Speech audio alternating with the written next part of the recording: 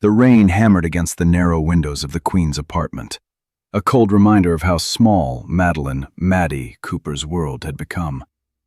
She stood in the dim kitchen, clutching the divorce papers that still smelled faintly of printer ink. No shouting, no dramatic confrontation, just silence, heavy, suffocating silence. Cole Matthews hadn't even looked at her when he signed. He simply said, "I hope you find what you're looking for," as if she was a stranger asking for directions, instead of the woman who supported him for 5 years. It was the quiet that broke her, not the words. The apartment felt foreign now, like a place she was squatting in rather than a home. The leaky faucet dripped in uneven beats, the old refrigerator hummed weakly, and somewhere outside a bus screeched to a halt. Maddie waited for the familiar wave of panic, the one that usually showed up whenever life slipped out of her control. But tonight, something else arrived instead. A numb stillness. She placed the papers on the counter, next to the cracked mug she used every morning before catching the 7 train. Her father's medical bills were stacked beside it, a leaning tower of reminders that life was already too heavy before Cole decided she wasn't enough for the life he wanted. He phrased it politely, of course. Cole always wrapped his judgment in clean, careful sentences. He never insulted Maddie outright. He simply outgrew her. Or at least, that was the story he told himself.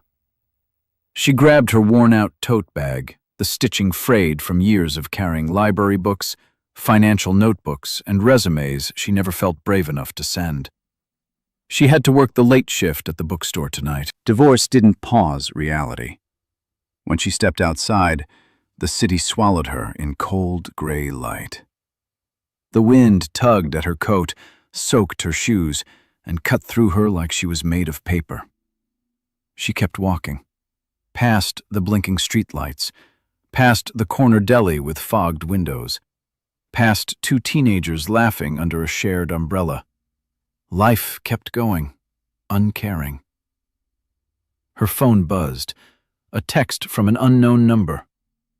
"I heard about today. Meet me outside Barnes & Noble after your shift. G.H." Her stomach tightened. G.H. She didn't know anyone with those initials. At least, she didn't think she did. For a moment, she wondered if Cole had sent someone. Then she laughed under her breath. No, Cole had already moved on in everything but the legal sense. He wouldn't spare the emotional energy. Rain dripped from her hair as she boarded the train. She didn't know it yet, but this was the last night she would ever ride that route, as the Maddie everyone underestimated. Because someone she had never met was waiting in the shadows of Manhattan, holding a truth that would rewrite her entire life. And when she finally learned it, the world would no longer look down on Madeline Cooper. They would look up. The fluorescent lights inside Barnes & Noble flickered just slightly, something customers never noticed, but Maddie did. She noticed everything these days. Her shift badge hung crooked on her cardigan, and her hair, still damp from the rain, clung to her cheeks as she sorted a cart of new arrivals. To others, she looked like any other overworked New Yorker, but inside, she felt like a shell walking on autopilot. She wasn't supposed to work 3 jobs at 28. A full-time analyst, a weekend cashier, and an evening shift stocking shelves. Her friends used to joke that she had the hustle, but truthfully, it wasn't ambition. It was survival. Hospital bills didn't care about dreams, and her father's treatment required more zeros than her entire savings account. Tonight felt heavier than usual. The divorce papers had drained whatever strength was left in her bones.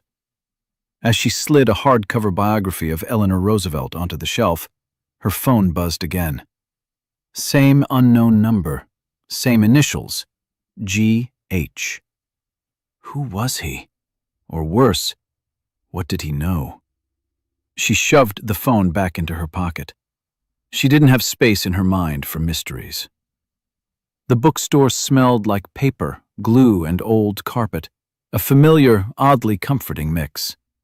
But comfort didn't erase the exhaustion tugging her eyelids down. "Maddie, break time," her manager called. She nodded, heading toward the back room. A small table and two mismatched chairs sat under a bulletin board filled with company memos. She set down her lukewarm coffee, pulled the elastic from her wrist, and retied her hair. The mirror on the wall showed someone she barely recognized. Tired eyes, pale skin, a sadness she couldn't disguise. She whispered to herself, "You're okay. You're fine." She didn't believe it. Her mind drifted to Cole. Not the man he was lately, the one obsessed with climbing corporate ladders, but the early days, when they'd shared cheap takeout on the floor of their first apartment. When he used to tell her, "You're the smartest person I know, Maddie." She used to carry those words like armor. Now they felt like a lie he didn't even remember telling. She checked the clock. Break over. Back on the floor, her hands moved automatically. Unpack, scan, shelve, while her thoughts spiraled. The city outside glowed against the wet pavement, headlights streaking like white ribbons. New York never paused. It didn't pity people like her. It swallowed them whole. When the announcement finally echoed through the store, "We're closing in 10, Maddie felt her shoulders sag with relief. Her feet ached, her fingers were numb from cardboard, and her heart felt bruised from a day she wished she could erase. She stepped outside into the crisp night air, breath forming a faint cloud. The city hummed, neon against darkness. She tightened her coat and scanned the sidewalk. That's when she saw him. A tall man in a charcoal coat, standing perfectly still beneath the street lamp. He wasn't a customer. He wasn't a stranger who stumbled by. He was waiting. For her. When their eyes met, he spoke first. "Madeline Cooper, we need to talk." Everything inside her went still. This night, already heavy, was about to break open. The man didn't move when Maddie instinctively stepped back. The yellow street lamp above him cast long shadows across the wet sidewalk, turning his figure into something carved out of night. His coat was tailored, expensive in a way she couldn't quite name. The kind of fabric you only saw on people who lived in penthouses with glass walls and views of Central Park. But his expression wasn't cold. It was searching. "Who are you?" Maddie asked, clutching her tote bag tighter. He raised his hands slightly, as if approaching a frightened animal. "My name is Grant Harrison. I'm not here to scare you." Her pulse kicked. Harrison. The name meant nothing to her, but the way he said it, as if it held weight, made her chest tighten. She glanced around. Barnes & Noble was closing behind her, lights shutting off row by row. The sidewalk, usually busy, felt strangely empty. "I think you have the wrong person," she said, voice steadier than she felt. "No," he replied softly. "I'm exactly where I'm supposed to be." He reached into his coat, not quickly enough to alarm her, but cautiously, and pulled out a folded envelope. He extended it toward her, rain misting through the air between them. "This belonged to your mother." Maddie froze. "My mother?" Her voice cracked just barely. Grant nodded. "She made arrangements years ago, for when the time was right." For a moment, all she heard was the distant echo of a taxi honking on Northern Boulevard. The smell of damp concrete filled her lungs. Her mother's face flashed in her mind, gentle eyes, tired hands, the way she always whispered, "You're stronger than you think, baby." Maddie shook her head. "My mother didn't have anything." She worked double shifts until the day she couldn't finish. Grant swallowed. eyes softening. Your mother had far more than she allowed you to know. He offered the envelope again. The paper looked old, the edges slightly worn. Her name was written on the front in familiar handwriting, her mother's handwriting. Her fingers trembled as she took it.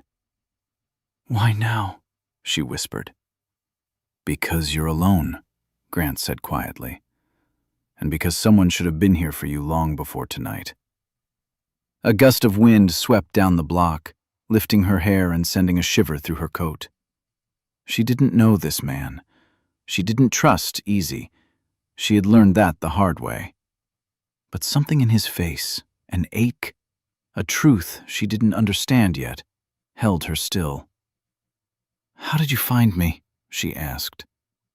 He hesitated, choosing his words carefully. "I've been searching for years. Your mother kept you hidden for reasons I'll explain. But when your divorce filing showed up in a public record today, I knew you might need help." Her heart hammered. "You read my divorce record?" "Not to invade your privacy," he said quickly. "To make sure you didn't fall through the cracks the way your mother feared." She looked down at the envelope, rain dotting the surface. "Madeline," Grant said gently, "you deserve to know who you really are." And then he spoke the sentence that stole the breath from her lungs. "You're a Harrison, and nothing about your life is what you think it is." Everything around her seemed to tilt. Her job, her father's bills, her marriage, her identity. Nothing was solid anymore. Nothing at all. The envelope felt heavier than paper should. Maddie held it the way someone might hold a relic, carefully, trembling slightly, afraid that opening it would unravel the last bit of stability she had left. Grant didn't speak. He simply stood there, calm beneath the dim streetlight, as if he'd been preparing for this moment far longer than she had been living it. With a shaky breath, she slid her thumb under the seal. Inside was a single handwritten letter. Her mother's handwriting, gentle curves, soft pressure, ink slightly smudged in a few places, hit her like a physical blow. "My Maddie, if you're reading this, it means you are old enough and strong enough to hear the truth I protected you from." The words blurred for a moment as tears stung her eyes. "Your father loved you, but he was not my only connection. You have another family, one with power, reach, and danger attached. I hid you from it, not to keep you small, but to keep you safe." Maddie's breath caught. "Safe? From what?" She kept reading. "Your biological grandfather built Harrison Aviation, a corporation far bigger than anything your father or I ever touched. When I left that world to raise you quietly, I made the hardest choice of my life." Grant shifted beside her. She could feel the weight of his gaze, waiting. "There are people who would have wanted to use you, claim you, mold you. That is why I disappeared from their world, and why I never told you. But Grant, my son, your brother, has spent years trying to find you."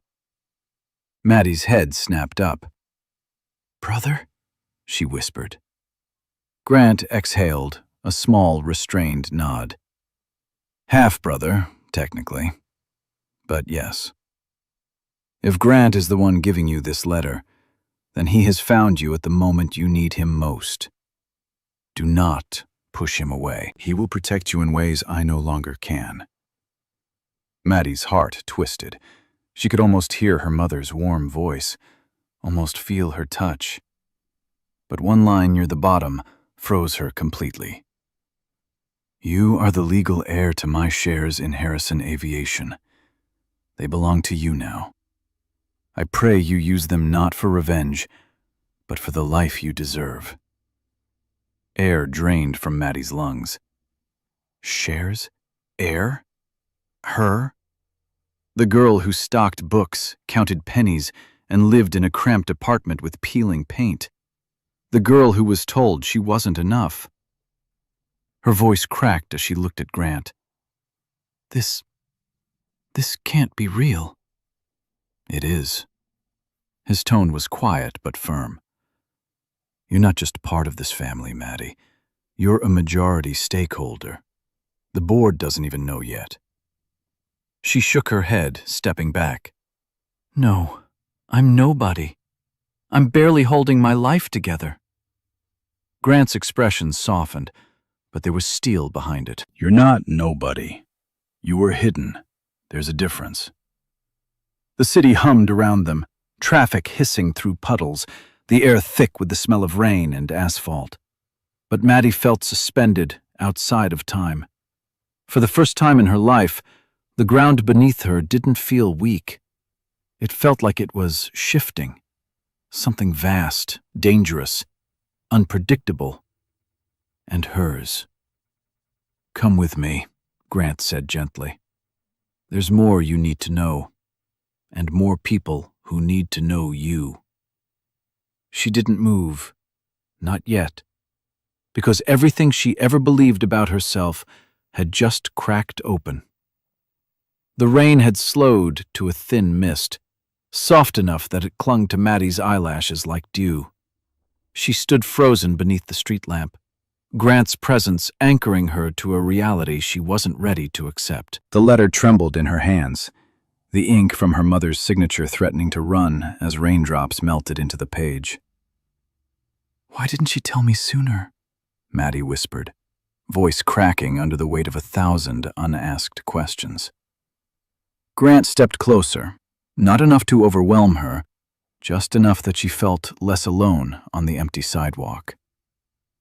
Your mother was trying to keep you safe. Harrison Aviation isn't just a company. It's a battlefield. The kind you weren't supposed to grow up fighting in. Maddie shook her head. Safe from what? I was stocking books 2 hours ago, Grant. No one knows my name. That's exactly why you survived unnoticed, he replied quietly. Some people in our world, they don't handle threats gracefully.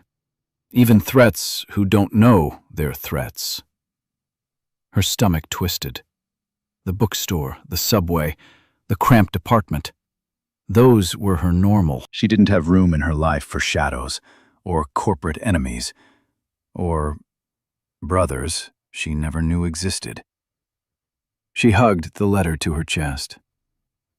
I can't be who you think I am. Grant studied her, not with judgment, but with a kind of patience she hadn't felt from anyone in months. You don't have to be anything right now, but you deserve to know what was taken from you, and what still belongs to you. He reached into his coat again and pulled out a plain black key card. Only a small silver emblem, wings surrounding the letter H, decorated the surface. This is access to the private elevator at Harrison Tower, he said. The boardroom, your mother's old office, and yours, if you ever want it. Maddie let out a weak laugh, part disbelief, part fear. My office? Grant, I don't even own matching dishware. You own 43% of one of the largest aviation empires in the country, he corrected. Dishware is optional. She stared at the key card, its sleek edges reflecting the glow from the street lamp. It felt like holding a ticket to a world where every door had been locked her entire life, until now. But stepping into that world meant stepping out of everything she knew. Her job, her father's care, her quiet survival. And Cole. Even the pain he caused seemed small now compared to this. Grant, she said softly. Why me? Why now? Because you just lost the thing you spent years building, he answered. And you deserve the chance to build something bigger than anything Cole ever imagined.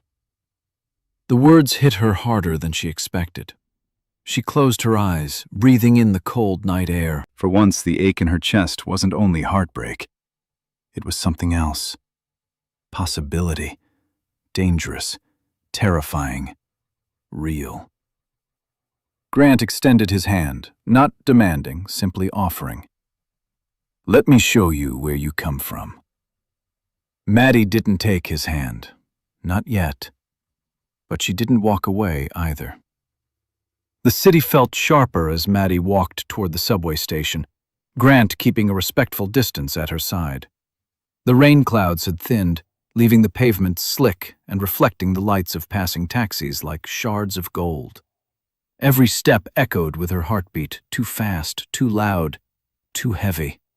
Her legs felt weak, as if her body couldn't decide whether to run or collapse. Grant didn't rush her. He walked slowly, hands in his coat pockets, as if this were an ordinary evening and not the unraveling of everything she once believed. Halfway down the block, her breath hitched. I need a second, she murmured, gripping the railing outside a closed bakery. Grant stopped instantly.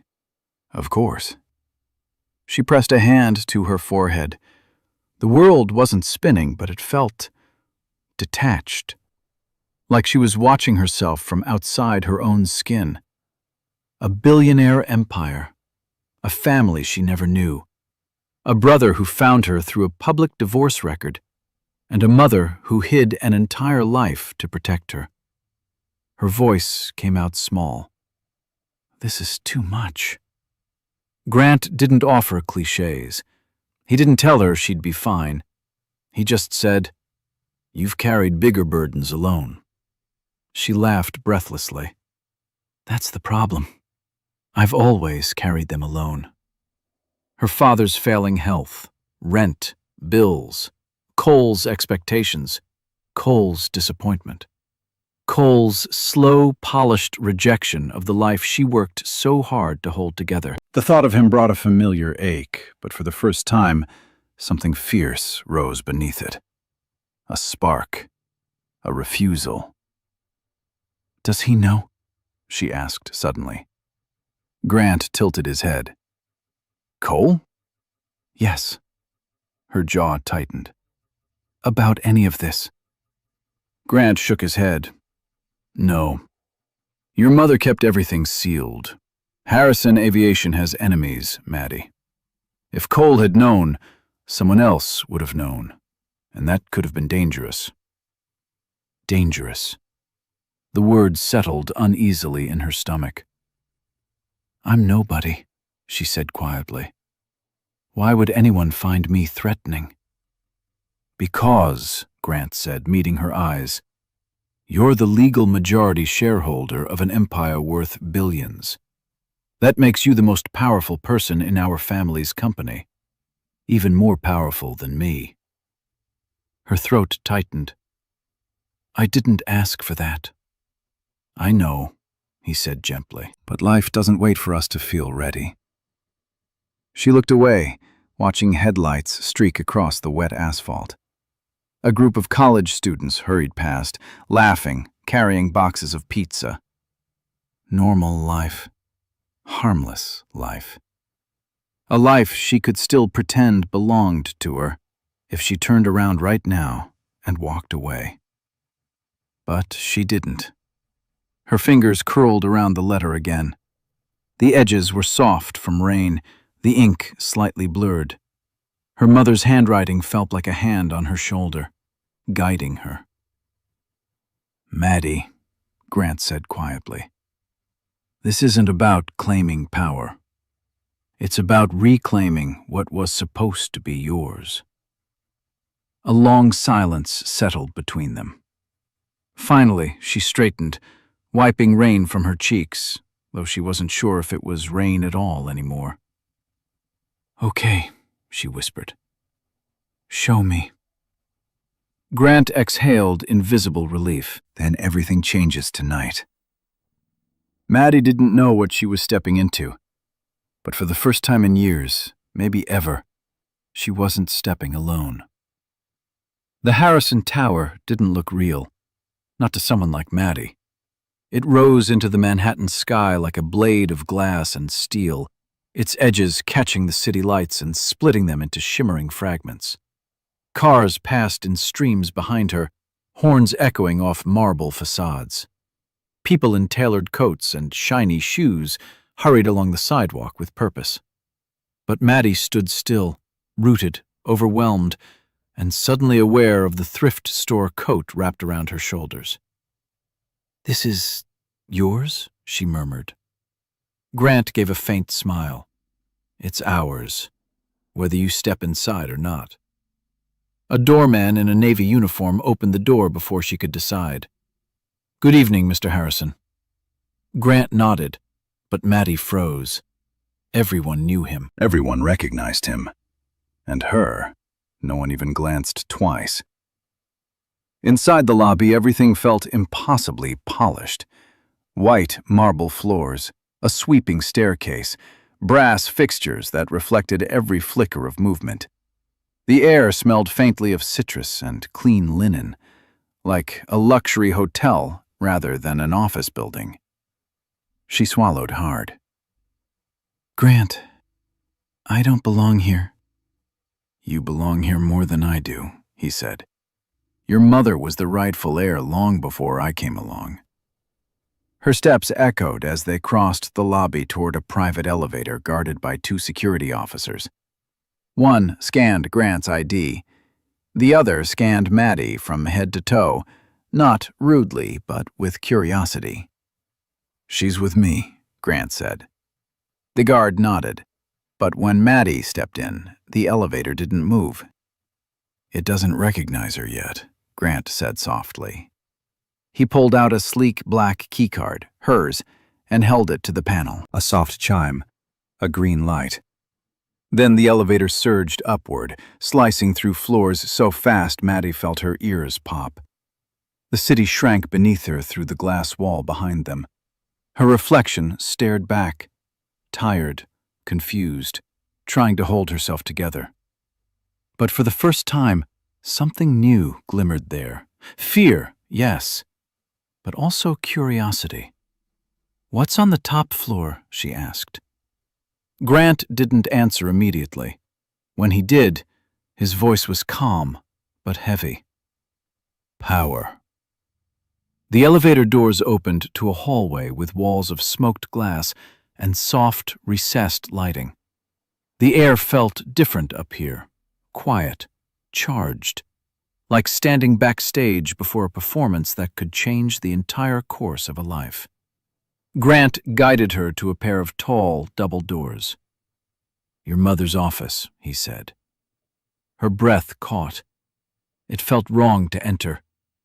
It felt wrong not to. Maddie pushed the doors open. The room was enormous, lined with floor-to-ceiling windows overlooking the Manhattan skyline. A massive walnut desk sat centered atop a woven rug.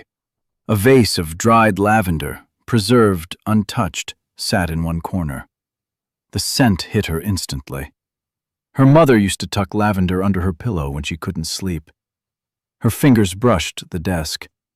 She imagined her mother sitting here, making decisions that shaped entire industries, while Maddie believed they were just surviving paycheck to paycheck.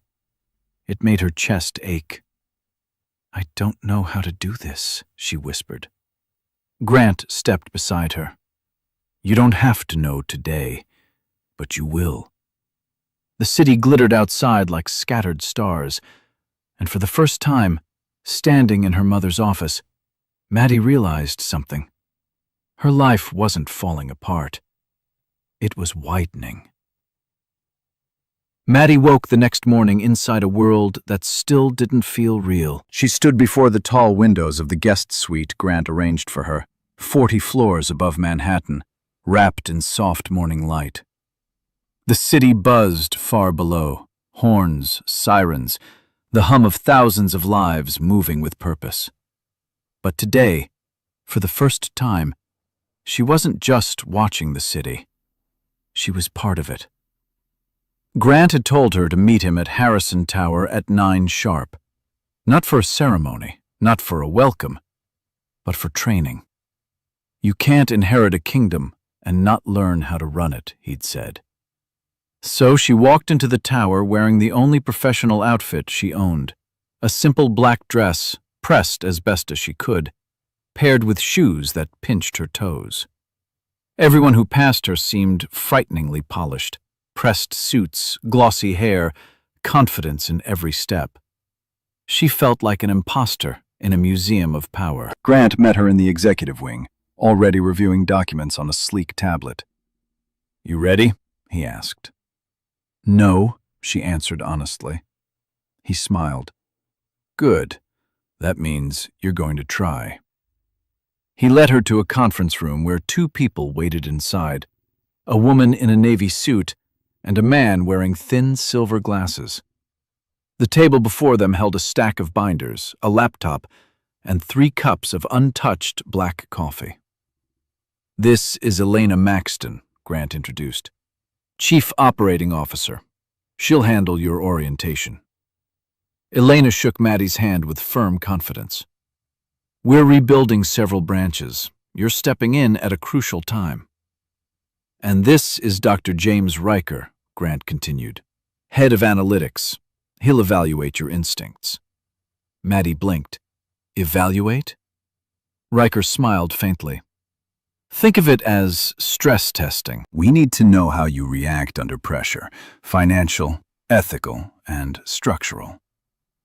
Her stomach dropped. "I'm not qualified for this." Elena slid a binder toward her. "That's what training is for. You're not stepping into a CEO role. You're stepping into your right. We'll build the skills together." Grant watched her carefully, as if gauging her courage second by second.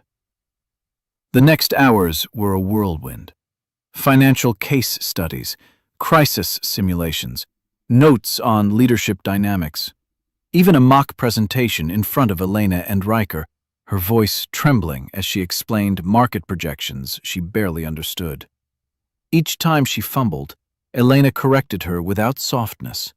Each time she doubted, Riker asked, "What does your instinct say?" Each time she hesitated, Grant reassured her with one quiet nod. By noon, her brain felt like a tangled wire. "I can't do this," she whispered, rubbing her temples. Grant placed a bottle of water beside her. "You did do it. Not perfectly, not confidently, but you did it." Elena added, "I've seen legacy heirs who walked in thinking they deserved the world. They failed. You're teachable." Maddie looked between them, breath unsteady. "Why does everyone think I'm worth this?" Grant's answer was instant. "Because you are." As they wrapped up for the day, Elena handed her a card with tomorrow's schedule, packed, demanding, unforgiving. "You'll grow into this, Madeline," Elena said. "Not because of your name, because of your grit." Maddie stepped into the hallway, feeling something unfamiliar rising inside her. Not fear, not shock. Drive. She wasn't just surviving anymore. She was becoming. By the end of her first week of training, Maddie's body moved like she was wading through invisible weights. Her mornings started before sunrise. Her nights ended long after the office lights dimmed to a low glow. She wasn't just tired. She was stretched, pushed into a world with teeth. But she didn't break, not even once. She carried binders larger than her entire college textbooks combined. She memorized market cycles, aviation history, fuel hedging strategies, and leadership protocols. She practiced negotiation scenarios until her voice cracked. Every night, when she dragged herself into the guest suite, her head throbbed with information she never imagined she could understand. Yet something inside her, a small ember, burned brighter each day. On Friday afternoon, Elena called her into the smaller conference room, the one with clean, gray walls and a glass table that reflected every insecurity she brought into the room. "Sit," Elena instructed, tapping her Mont Blanc pen against a document. "Today we're going to simulate your first board briefing." Maddie felt her pulse spike. "Already?" "Yes," Dr. Riker said from the corner, flipping open a laptop. You learn by doing.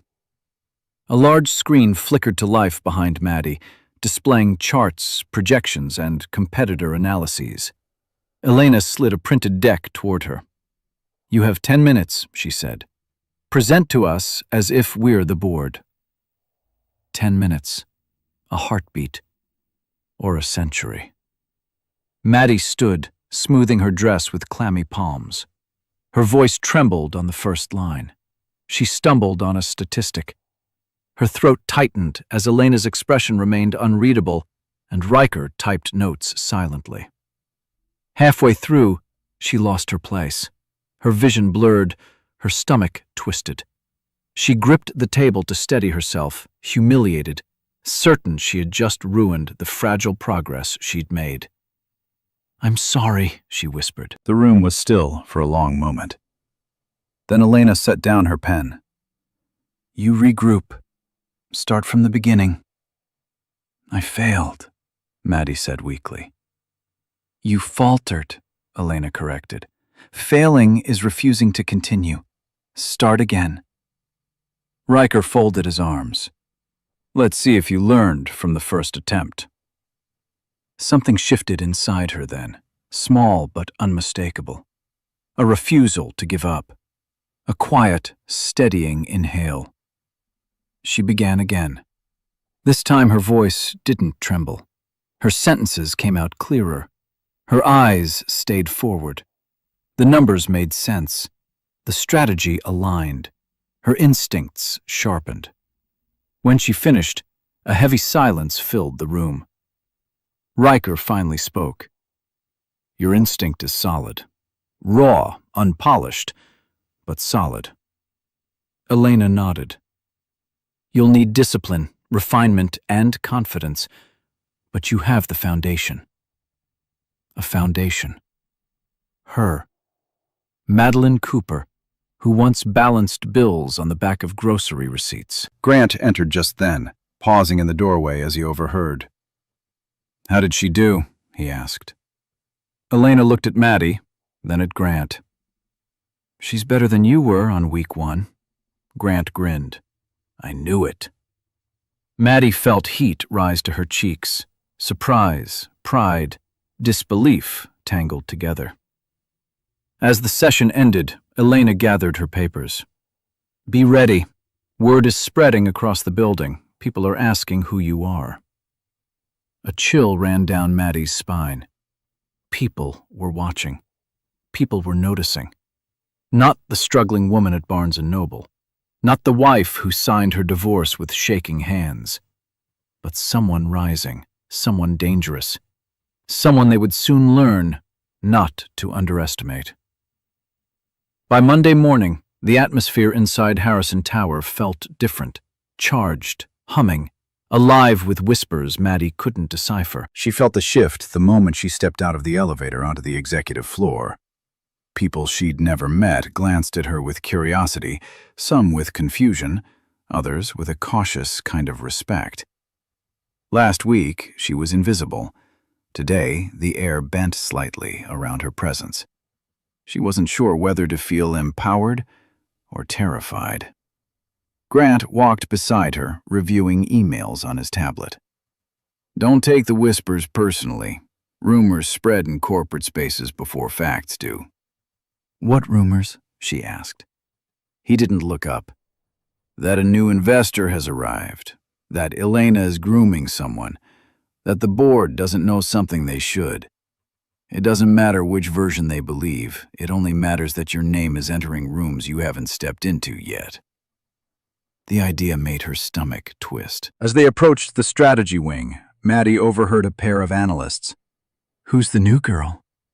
Some consultant, I think. No, I heard she's connected to the CEO. Impossible. Harrison never brings in outsiders. The last statement hit her unexpectedly hard. Outsider. It was the one thing she'd spent her whole life being. Grant opened the glass door to the training room. Ready for round 2? Not even a little, she muttered. Inside, Elena had already set up a new simulation, this one more brutal than the last. Crisis management, negative press, a model predicting fuel shortages. Maddie faced scenario after scenario, pushed to adapt faster than her brain could process. By lunchtime, she could barely feel her legs. "You're improving," Riker said as he reviewed her latest decisions. "It doesn't feel like it," she replied. That's because improvement rarely does. Before she could respond, Elena stepped into the room, closing the door behind her with a soft click. "Maddie," she said, "I need you to hear something." Grant straightened. "What's wrong?" Elena crossed her arms. "Word reached us from Matthews Tech." Maddie's breath caught. "Cole's company." "What word?" she asked slowly. Elena hesitated before speaking, something she almost never did. "Cole's been talking. Boasting, actually." Maddie's pulse thudded. "About what?" "That he's moving up," Elena said. "That his personal life is settled, and he's free from any dead weight that held him back." The words hit like a blow she didn't expect to feel anymore. Grant stiffened. "Dead weight?" "His phrase," Elena confirmed. "He used it in a meeting, loudly." Heat crept up Maddie's neck, not embarrassment, not sadness, something sharper. I don't care what he thinks, she said quickly, too quickly. Elena's gaze softened slightly. You don't have to.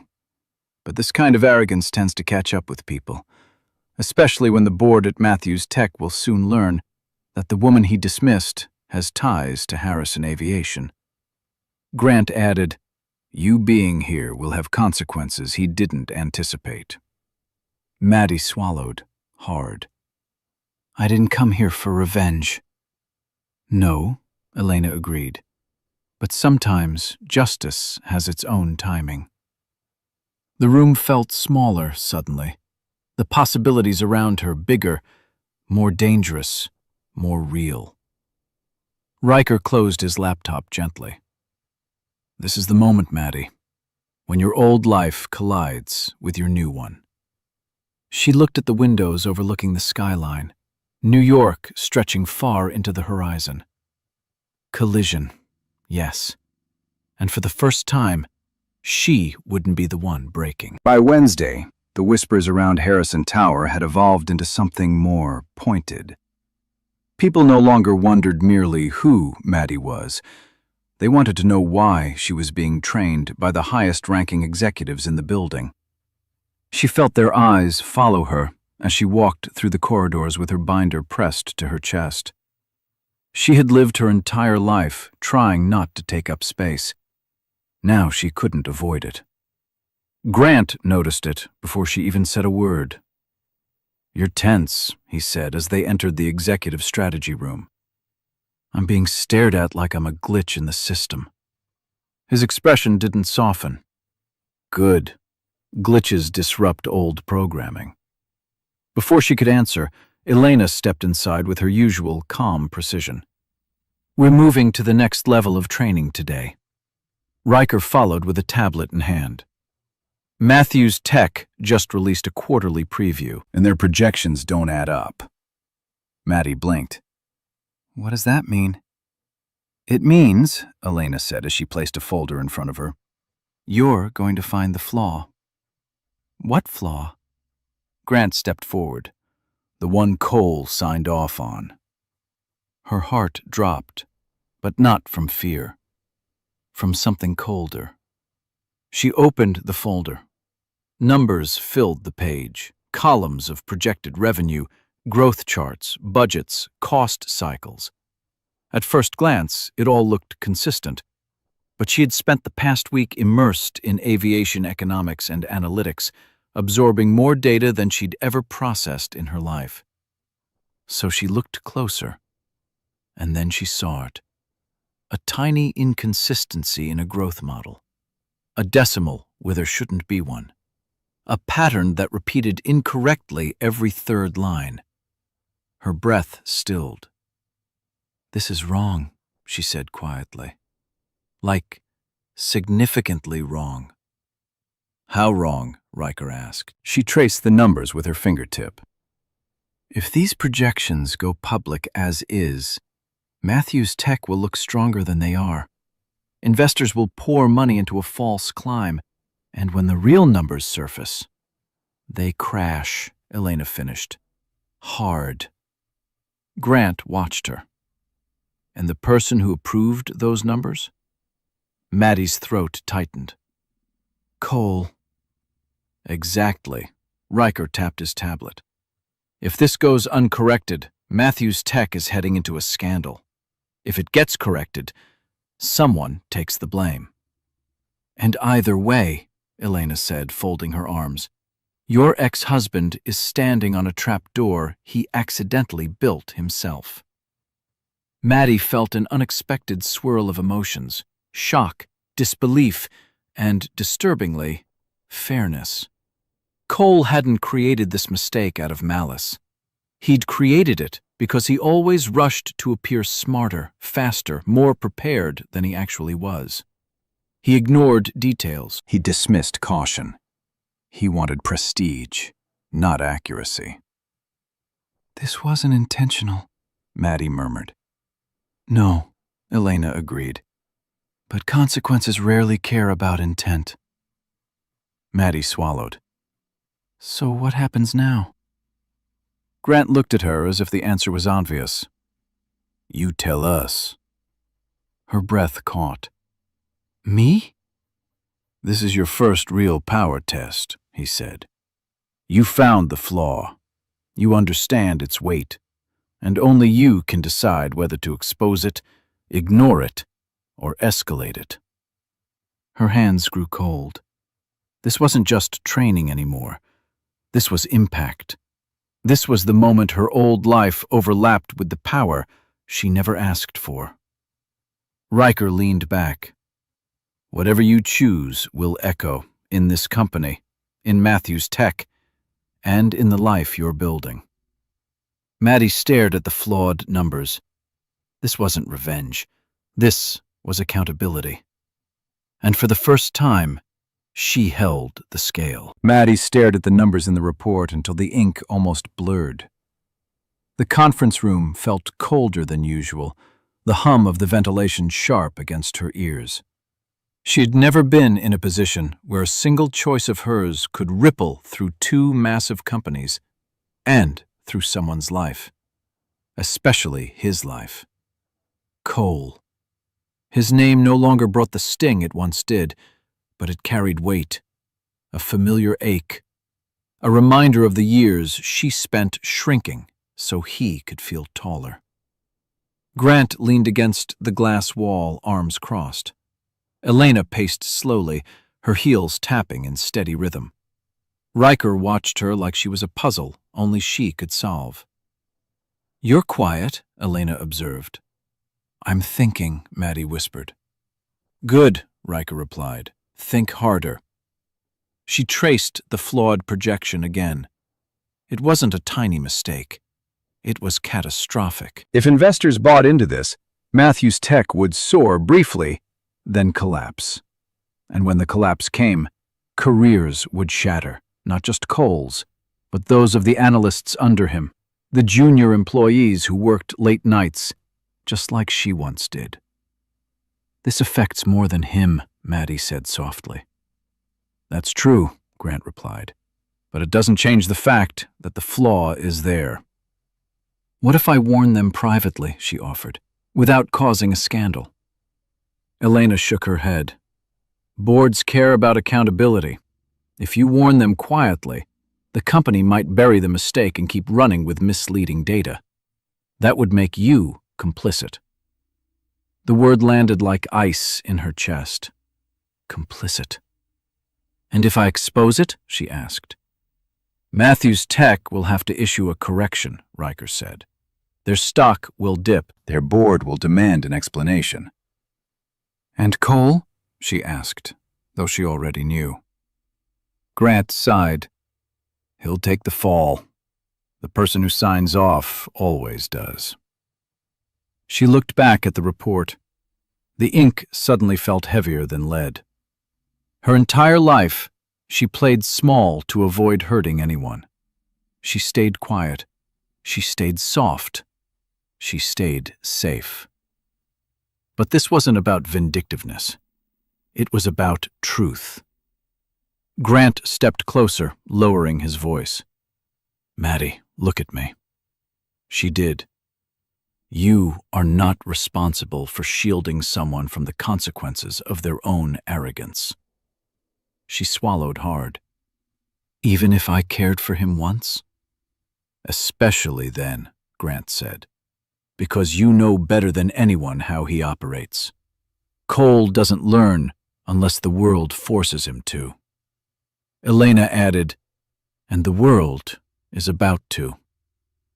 Silence settled over the room, a silence that demanded clarity, not comfort. Maddie exhaled slowly. "I'll escalate it to the regulatory committee," she said. "Not to destroy him, but because it's the right thing for the industry and for every employee who depends on truthful reporting." Elena nodded with approval. Riker typed something quickly. Grant looked at her with something like pride. But Maddie's hands shook faintly. "You just made your first executive decision," Elena said, "and you made it well." Maddie wasn't sure how she felt, relieved, terrified, strangely powerful. One thing was certain. A fault line had been drawn. And when the consequences began to unfold, her old life and Cole's would never be untouched again. By Friday morning, the regulatory committee had received Maddie's report. She knew because Elena slipped a brief email printout onto her desk with a simple line, "Acknowledged, under review."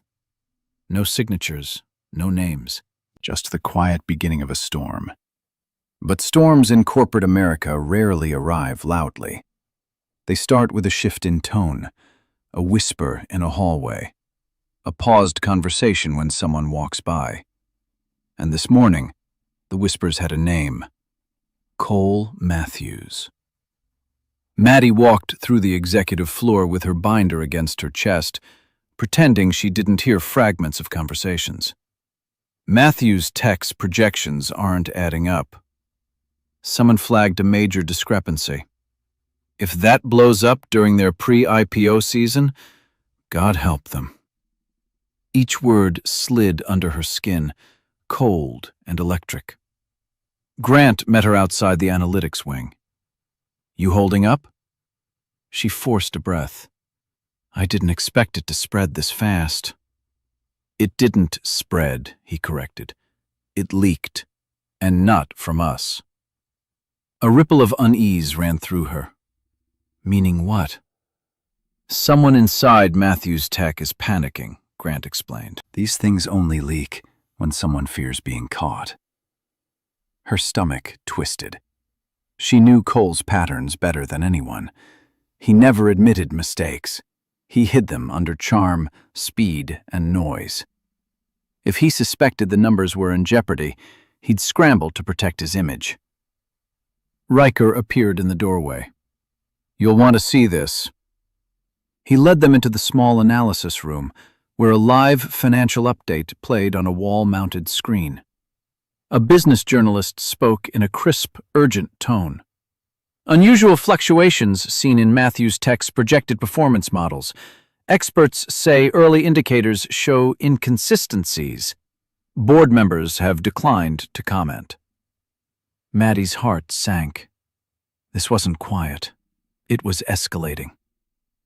Elena entered behind them, eyes sharp. "We need to prep. If the board at Matthews Tech contacts us, we must be transparent about the data trail." Maddie swallowed. "Does Cole know yet?" "Oh, he knows," Elena replied. "Trust me." As if on cue, Maddie's phone buzzed. Unknown number. No, not unknown. Just a number she had deleted. Cole. Her chest tightened as she stepped into the hallway to answer. The moment she picked up, his voice burst through, loud, frantic, cracking around the edges. Maddie, what did you do? She closed her eyes for a beat. I did the right thing. You reported my department? He demanded. Do you have any idea what you've triggered? This isn't about you, she said quietly. It's about the truth in the numbers. You're ruining everything. No, she cut in, firmer this time. I'm correcting something that could hurt hundreds of employees. You should have seen the flaw, Cole. His breath hitched. A second of silence, then a bitter laugh. You think you're someone important now? Maddie, you're... She didn't let him finish because she didn't need to hear the old script. I'm not the woman you walked away from, she said softly. And I'm not responsible for cleaning up your shortcuts anymore. Before he could respond, she ended the call. Her hand shook, not from fear, but from something new. Resolve. Strength she didn't know she had. When she walked back into the analysis room, Grant met her eyes. You did the right thing, he said. But the truth was bigger and heavier.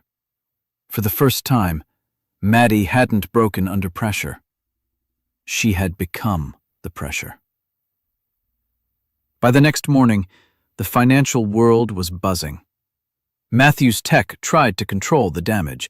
Their PR team issued a vague statement about a technical data misalignment, but the markets weren't convinced. Analysts on morning shows were already dissecting every inconsistency. Investors were asking hard questions. And Cole was calling non-stop. Maddie silenced her phone, placing it face down on the conference table as she prepared for another training session with Elena and Riker. But Grant entered the room before they could begin, holding a crisp ivory envelope sealed with gold foil. He set it in front of Maddie, her eyebrows pulled together. What's this? Open it, Grant said. She carefully broke the seal. Inside was an embossed card that made her breath catch.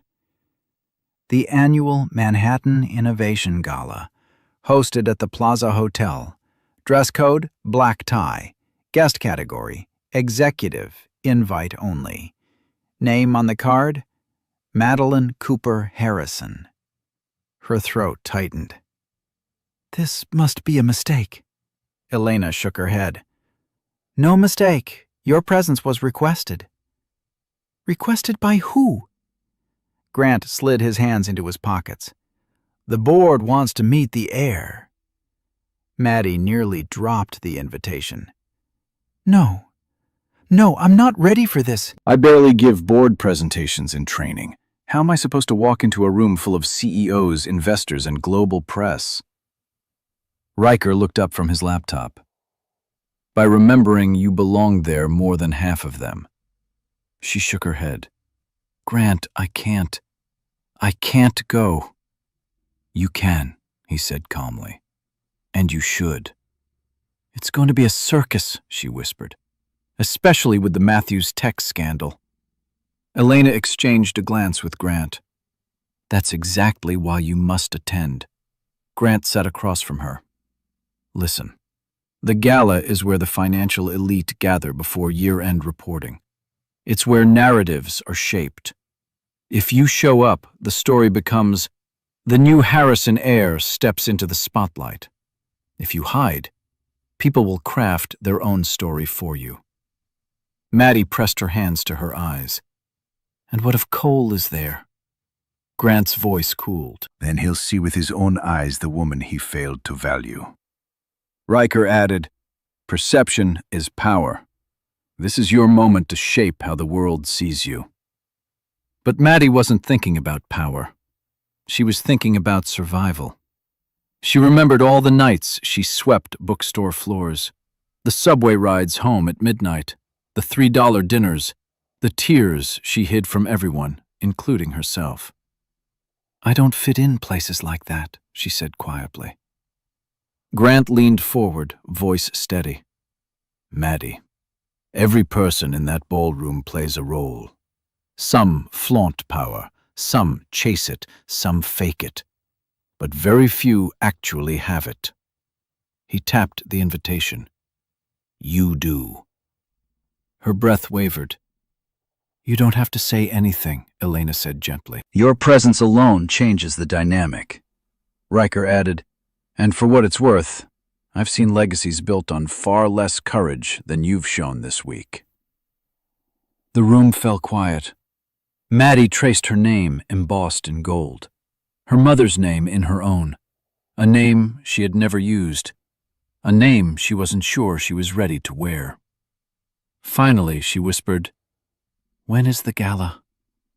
Grant exhaled, relief blended with pride. Tomorrow night. Tomorrow.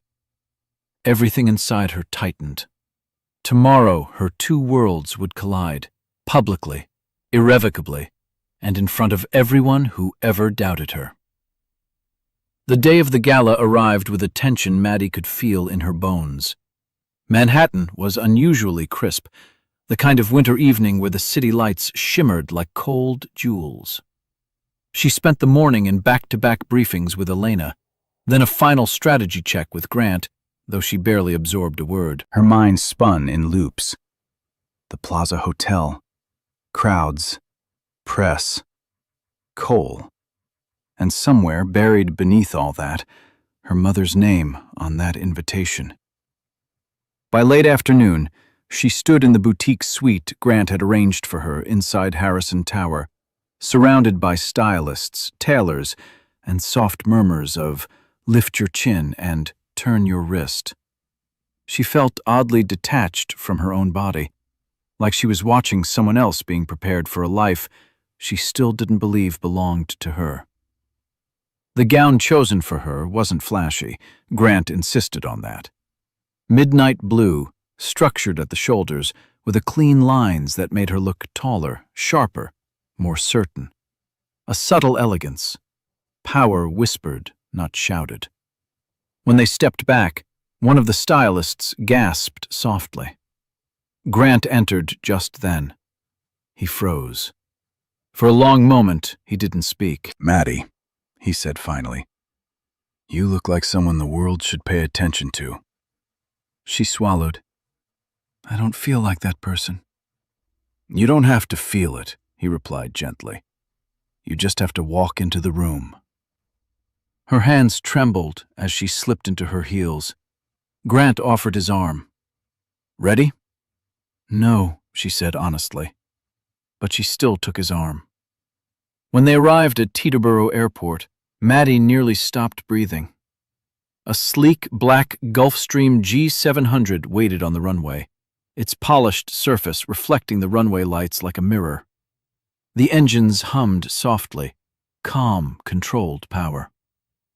For the gala? She whispered. For you, Grant corrected. The board insisted. She stepped inside. The cabin was a world of cream leather and glowing warm lighting. She sank into a seat, gripping the armrest as the jet lifted into the night sky. Manhattan glittered beneath her like a map of possibilities she'd never dared to imagine. 10 minutes later, the jet touched down at a private pad just blocks from the plaza. Waiting outside was a line of black Mercedes S-Class cars. One pulled forward. The driver opened the door for her. As Maddie stepped out, she felt the city hold its breath. People turned. Some whispered, some stared openly. Camera flashes began, soft at first, then relentless. Grant leaned toward her. This is your moment. They don't know who you are yet. They don't know what you've been through. But they will. Her pulse hammered. The plaza's golden archway rose before her, glowing under the winter sky. The carpet stretched out like a path toward a future she wasn't sure she was ready for, but couldn't avoid. Then she heard it, a voice she knew, a voice she used to love. Maddie? She turned. Cole stood frozen at the entrance, stunned, pale, eyes wide with disbelief. Sienna beside him looked like she'd swallowed ice. For the first time in her life, Maddie didn't shrink. She lifted her chin and walked straight past them, into the light. The moment Maddie stepped into the grand ballroom of the plaza, the world sharpened around her. The chandeliers above rained light down like liquid gold, catching on crystal glasses, metallic gowns, and the glittering skyline framed through tall arched windows. Music drifted from a live quartet, soft, elegant, expensive. But nothing was louder than the sudden shift in the room. Conversations faltered. Eyes followed her, not with disdain, but with curiosity, calculation, recognition of someone important. Grant walked at her side, posture straight, expression unreadable. He wasn't escorting her. He was presenting her. And she felt it. "Maddie," he murmured, "remember, don't rush. Power moves slowly." She nodded, though her pulse pounded. Each step felt heavy and surreal, like she was stepping through someone else's dream. A pair of executives approached, older men with tailored suits and names she'd only ever seen in business articles. "Grant," one said warmly, "you didn't tell us you were bringing a guest." Grant smiled politely. "I didn't bring a guest. I brought my sister." Maddie inhaled sharply. There it was, out loud, in public. The men blinked, startled, but only for a second. Then their eyes sharpened with new interest. "The Harrison heir," one murmured under his breath. But before they could ask questions, more guests drifted closer, forming a quiet circle of curiosity. Maddie felt the walls closing in, not threateningly, but with weight she hadn't expected. "Do you want to step outside?" Grant whispered. "No," she whispered back. "I need to stand here." Because she wasn't the girl from Queens tonight. She wasn't the woman Cole dismissed. She was someone the entire room was recalibrating around. But the universe couldn't resist a test. "Maddie?" She turned. Cole stood a few feet away, looking at her as though he'd seen a ghost. Sienna hovered behind him, her smile tight and brittle. "Maddie," Cole repeated, voice unsteady. What is all this?" Her heartbeat didn't spike this time. Her voice didn't tremble. "It's my life," she said simply. Cole swallowed hard. You came in a jet? Harrison Aviation? You're with them now?" Grant stepped forward slightly, protective. "She's not with us. She is us." Cole's face drained of color. Sienna stiffened, scanning Maddie's gown, her confidence, her presence. "You didn't tell anyone you had connections like this." Maddie met her gaze calmly. "I didn't know." Cole tried to laugh, but it cracked. "So what? You're suddenly important?" The old Maddie would have shrunk. This Maddie didn't move. "I didn't suddenly become anything," she said. "You just never cared enough to see who I was." A ripple went through the small crowd forming near them, quiet but unmistakable. Cole opened his mouth again, but a voice behind them cut through the tension. "Ms. Cooper Harrison, the board would like a moment with you." A senior director stood waiting, posture formal, eyes respectful. Respectful. For her. Grant gave her a small nod. "Ready?" She inhaled. "Yes." As she followed the director, the crowd parted for her, including Cole. For the first time, he looked small, and she didn't feel small at all. The senior director led Maddie through a side corridor of the plaza, away from the ballroom's glitter and noise. The hallway was lined with oil paintings and soft lamps, casting warm light that contrasted with the icy tension building inside her. Grant walked beside her, a quiet anchor in a storm she never meant to create. When they reached a private lounge, the door opened to reveal 6 board members, men and women who controlled billions with a sentence, entire industries with a signature. They stood when she entered. Stood for her. Ms. Cooper Harrison, the chairwoman said, extending her hand. We've been expecting to meet you. Maddie shook her hand, though her fingers trembled slightly. Please, the chairwoman continued, have a seat. She sat. Grant sat beside her, a steady presence. No one else spoke yet. The room was too still, too aware of her every breath. Then the chairwoman folded her hands. We've received word about what happened at Matthews Tech. Maddie's pulse jumped. She'd known this moment was coming, but not tonight, not like this. You identified the error, the chairwoman continued. You escalated it properly, and you did so without notifying media, competitors, or investors. That shows integrity. Maddie exhaled slowly. I didn't want to hurt anyone. Doing the right thing rarely avoids damage, another board member said. But it prevents far worse damage in the long run. Another leaned forward. You handled a scandal with maturity, something many executives twice your age fail to do. Maddie blinked, stunned. I acted because it was the ethical choice. And that, the chairwoman said firmly, is what leadership is. Silence fell. Then a different board member, a sharp woman in a silver dress, shifted her attention to Grant. Is she ready? She asked. Grant didn't answer immediately. He looked at Maddie instead. Tell them, he said softly. Her throat tightened. Tell them what? You know. She didn't, not fully. But she sensed it, felt it, the weight in the air, the way the board looked at her, the way Grant wasn't speaking for her. So she took a breath and trusted her instinct. I'm not ready, she admitted. Not for everything you expect of me, not yet. But I'm learning.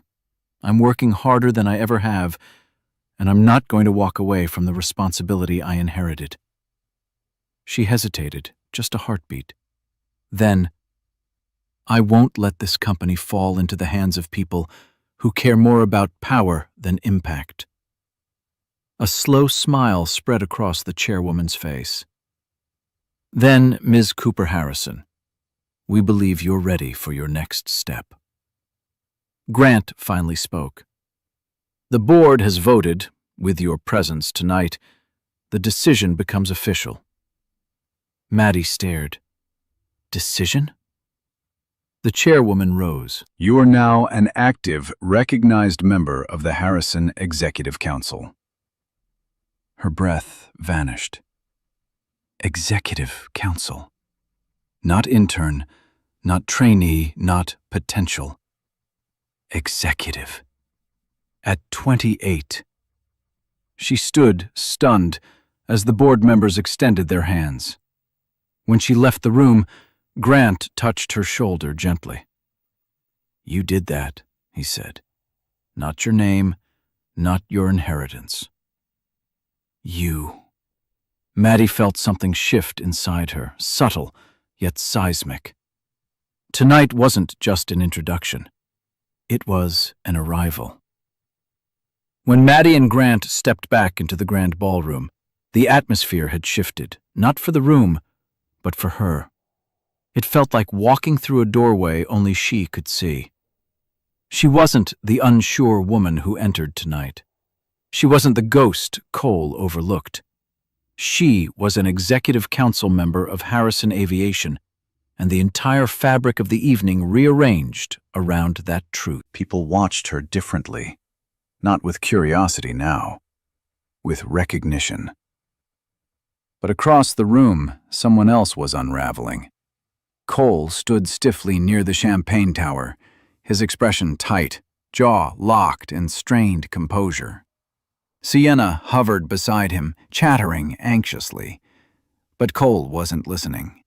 His eyes were locked on Maddie like he was watching the ground disappear beneath him. He began weaving through the crowd, each step sharper. Maddie felt Grant shift slightly, ready to intercept, but she lifted a hand gently. "No, let him come." She wasn't afraid anymore. Cole stopped a few feet away. His voice was low, tight, shaking with something she'd never seen in him before. Panic. "Maddie, tell me this is some kind of stunt." She met his gaze calmly. "It isn't." "You? An executive? A Harrison?" He laughed, but it was thin, hollow, desperate. "You were shelving books 2 months ago." "Yes," she said simply, "and now I'm here." "That doesn't make sense," he snapped. "Something like this doesn't just happen." Behind her, Grant spoke quietly. "When it's her birthright, it does." Cole's face twitched, his composure cracking. "Do you have any idea what my board is saying right now? They think you flagged the numbers out of spite." Maddie stayed still. "I flagged them because they were wrong." "Because you wanted to embarrass me." "No, Cole," she replied softly. "You did that to yourself." He flinched. A hush spread around them as a small circle formed, guests pretending not to watch, but hanging on every word. Maddie didn't raise her voice. She didn't need to. "You signed off on something you didn't double-check," she said. "You rushed. You always rush. And people who depend on you deserve better." You destroyed my career." "I protected the truth," she corrected. "If you lose your position, that's because you built it on shortcuts." Sienna placed a cautious hand on Cole's arm. "Cole, maybe we should step back." He shook her off. His voice broke. "I just needed more time. I was supposed to present strong numbers for the IPO." "And you presented false ones," Maddie said. "That's not my doing." For the first time, Cole's bravado collapsed completely. His eyes glimmered with humiliation, desperation, maybe even regret. "You were supposed to be on my side," he whispered. Maddie felt a pang, but not for him. For the version of herself who once would have apologized, shouldered the blame, carried his burden. "I was on your side," she said quietly, "until you made it impossible." Cole's shoulders sagged. The defeat was unmistakable. Guests around them murmured, sympathy not for him, but for her. Respect. A shift in power unfolding in real time. Grant touched her back lightly. "The board is waiting for your closing introduction." As she walked away, leaving Cole standing small in a room built for the powerful, one truth settled over her like a steady flame. Justice didn't always roar. Sometimes it arrived quietly. In the exact room where someone once made you feel invisible. Tonight, Maddie wasn't invisible. She was inevitable. The boardroom, set up inside the plaza's executive suite, overlooked the shimmering night skyline, Manhattan glowing like a constellation that refused to dim. As Maddie stepped inside, the room quieted. Conversations paused. Heads turned. It wasn't dramatic. It was recognition. The kind she never thought she would command. Grant walked slightly behind her this time, not leading, letting her lead. The senior director gestured toward the center podium. "Ms. Cooper Harrison, the floor is yours." Her throat tightened for a split second, panic rising like an old reflex. But then she felt the weight of the past weeks, the training, the late nights, the mistakes, the victories, the truth she uncovered, the courage she didn't know she had. It steadied her. She stepped forward.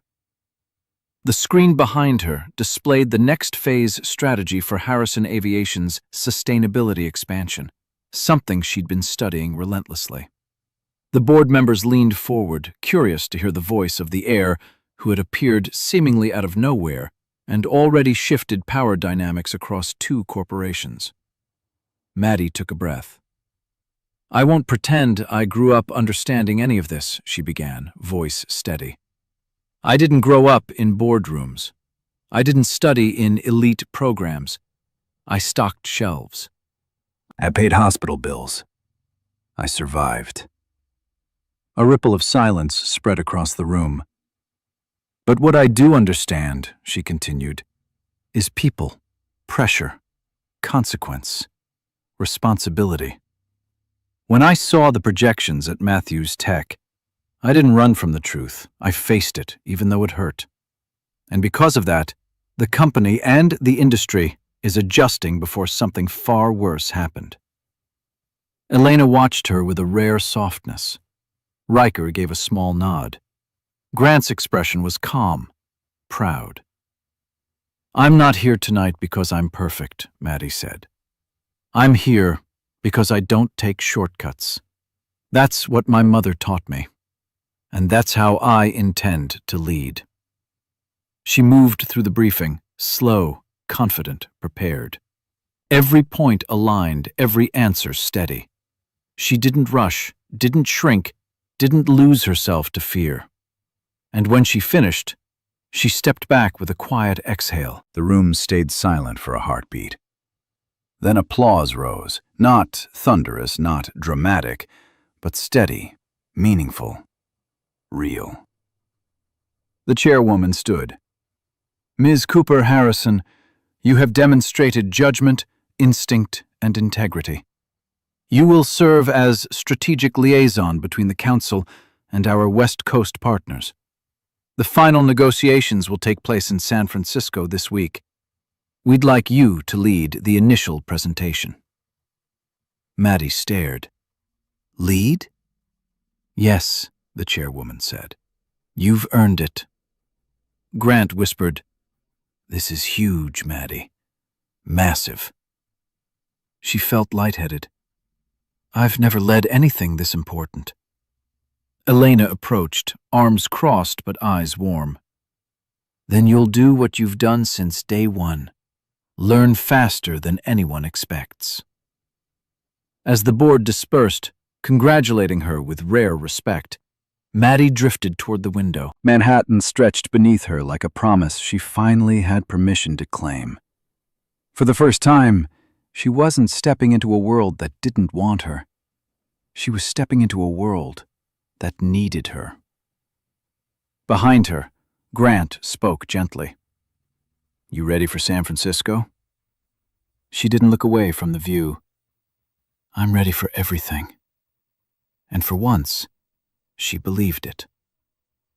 The sun was barely rising when the Gulf Stream lifted off towards San Francisco, its engines a low, confident hum beneath Maddie's seat. She sat by the window, watching Manhattan shrink into a patchwork of silver and gold. A city that once swallowed her was now a city she was leaving on her own terms. Not fleeing, not hiding, advancing. Grant sat across from her, reviewing documents for the upcoming negotiations, but every so often he glanced up, like he still couldn't fully believe the woman sitting there was the sister he'd searched for half his life. "You nervous?" he asked. Maddie considered it. The old version of her would have said yes. The girl from Queens would have been nauseated by the responsibility she was flying toward. The woman who once trembled at Cole's disappointment would have curled into herself. But the woman she was now? "A little," she admitted, "but not in a way I used to be." Grant smiled. "Good. Means you're ready." The jet sliced through clouds as the sky turned a deep pink. For a long moment, Maddie allowed herself to breathe. Really breathe. She didn't think about spreadsheets or projections or boardrooms. She thought of her mother, the sacrifice, The silence. The way she hid an entire legacy so her daughter could grow up safe, even if it meant growing up small. "I wish she could see this," Maddie whispered. Grant's voice softened. "She would be proud. Not because of the job, but because you chose yourself." Her eyes stung, but she blinked quickly. She had cried enough in her life. Today was not for tears. When they landed in San Francisco, the air smelled like ocean salt and possibility. The black sedan waiting on the tarmac took them straight to the Harrison Partner Tower overlooking the bay. Employees stood straighter when she passed. Assistants whispered her name. Conference room screens lit up with her title. Strategic Liaison, Madeline Cooper Harrison. No one questioned her place. No one doubted her. And for the first time, neither did she. The negotiations began at noon. Representatives from 2 major aviation firms sat across from her, ready to dominate the conversation. But she didn't shrink. She spoke clearly, confidently, reinforcing points she'd studied until dawn. She asked sharp questions. She requested data. She corrected assumptions. By the end, one of the senior negotiators leaned back and said, "You're not what we expected." Maddie smiled. "I know." When the meeting adjourned, Grant approached her with an expression she'd never seen from him, relief mixed with awe. "You led that room," he said. "I did," she replied softly, almost surprised at her own words. News alerts pinged on his phone. He skimmed one, then looked up. "Matthews Tech has issued a full correction," he said. "Their stock is dropping. Cole is being questioned by the board." Maddie nodded slowly. Not vindictive, just resolved. She didn't wish him ruin. She wished him accountability. There was a difference. As evening fell, Maddie returned to the jet, the sun setting over the bay like a blaze of gold. She stood at the top of the jet's stairs, the wind lifting her hair, the world stretching wide before her. She had survived heartbreak. She had uncovered truth. She had risen in rooms not built for her. And she had rewritten her entire future. Not through revenge, but through becoming someone she could finally be proud of. As she stepped inside the jet, Grant called from behind her. "Ready to head home?" Maddie looked out at the glowing horizon. "No," she said with a soft, powerful smile. "I'm ready to keep going." Tonight, the sky wasn't a limit. It was hers. So, that's where our story comes to an end. And if you, my wonderful friend, are still here with me at this moment, it means something inside this journey touched your heart in a quiet, honest way. Maybe you saw a part of yourself in Maddie. The struggle, the doubts, the moments you felt small, the nights you carried more than anyone knew. But here's the lesson life keeps whispering to us. The same message the Stoics spoke thousands of years ago. You have power over your mind, not outside events.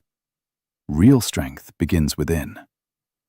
Marcus Aurelius said that, but maybe tonight, it feels like he said it just for you. Maddie didn't rise because life was kind to her. She rose because she stopped shrinking, because she chose truth over fear, because she finally believed she deserved better. And you know what? So do you. No matter where you're starting from, your story can shift in ways you never imagined. Healing is slow, growth is uncomfortable, but becoming is beautiful. If this story gave you courage, comfort, or just one moment of clarity, please like, share, and subscribe to our channel. It helps us tell more stories that speak to the heart, including yours. We're in this together.